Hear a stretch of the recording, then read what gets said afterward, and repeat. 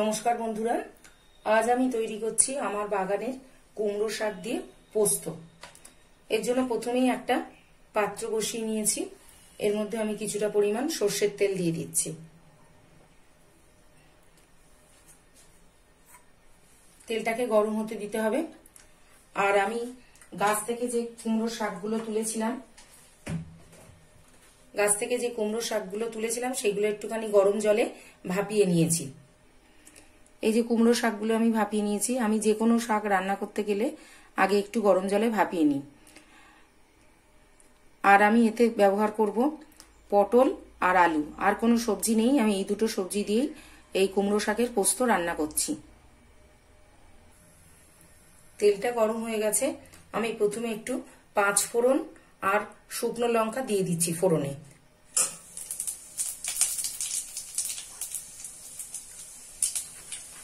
এরপর প্রথমে আমি পটলগুলোকে ভালো করে ভেজে নেব।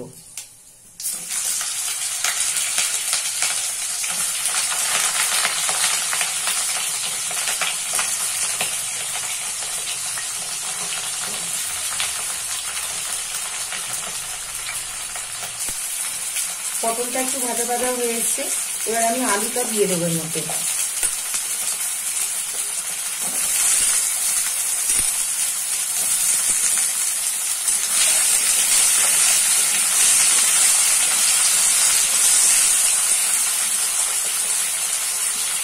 এবার একটু এটা ভাজা ভাজা হবে। এবার আমি এটা ঢাকা দিয়ে রেখে দিই।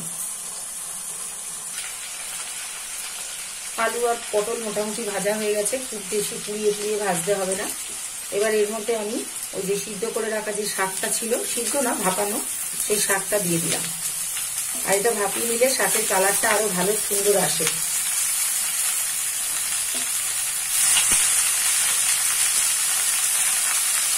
এবার এটা অল্প একটু ভাজা ভাজা করে নেব।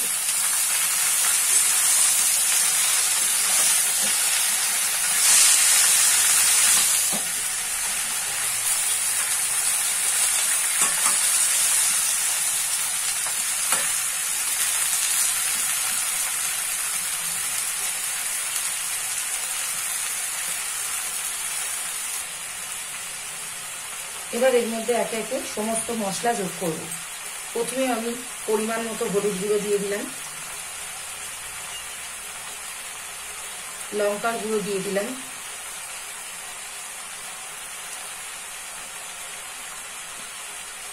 লবণ দিয়ে দিলাম। আর এটা নিরামিষ রান্না, একটু মিষ্টি মিষ্টি হবে। এটাতে আখের গুঁড়ো দেওয়া যেতে পারে, আমি চিনি দিচ্ছি, একটু মিষ্টি দিয়ে দিলাম।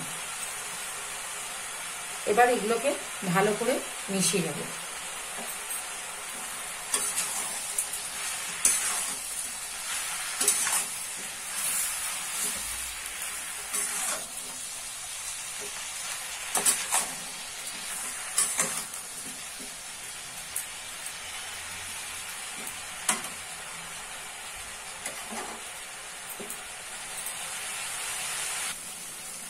এবার এর মধ্যে আমি বেটে রাখা কাঁচা লঙ্কা আর পোস্ত দিয়ে দেব।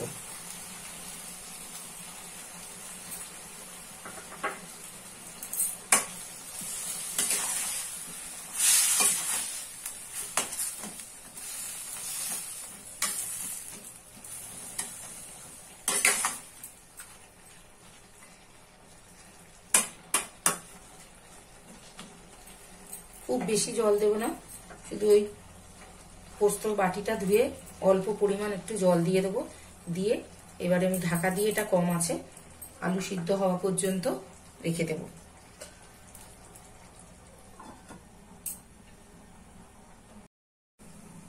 এবার দেখব আলুটা সিদ্ধ হয়েছে কিনা।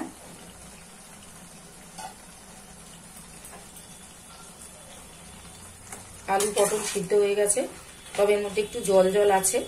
এটাকে একটুখানি আরেকটু শুকিয়ে নিয়ে নামিয়ে ফেলবো, তাহলেই আমার হয়ে যাবে কুমড়ো শাকের পোস্ত।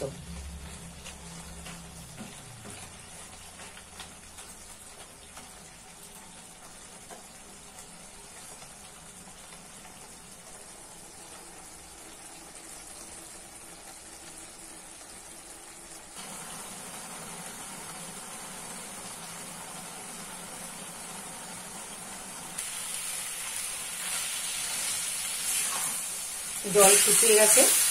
এবার আমি এটাকে একটা পাত্রে নামিয়ে নেব এবং দুপুরে ভাতের সঙ্গে এটা খাওয়া হবে।